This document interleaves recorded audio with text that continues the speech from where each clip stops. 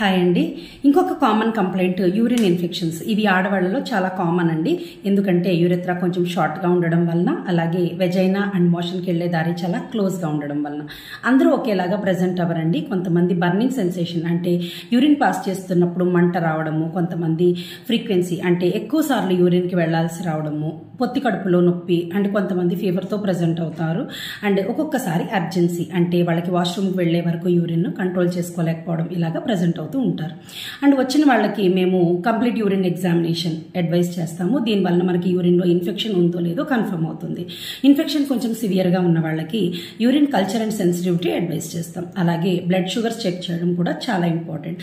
ఎందుకంటే డయాబెటీస్ ఉన్న వాళ్ళకి ఫ్రీక్వెంట్గా యూరిన్ ఇన్ఫెక్షన్స్ వస్తూ ఉంటాయి. అండ్ కొన్ని సివియర్ కేసెస్లో ఏమైనా కిడ్నీ స్టోన్స్ ఉన్నాయేమో రూల్ అవుట్ చేసుకోవడానికి అల్ట్రాసౌండ్ అబ్డామెన్ కూడా అడ్వైస్ చేస్తాం.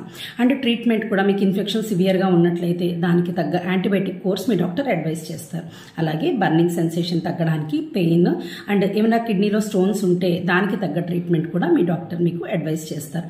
వీటన్నిటితో పాటు 2 to 3 లీటర్స్ ఆఫ్ వాటర్ తాగడం అనేది చాలా ఇంపార్టెంట్.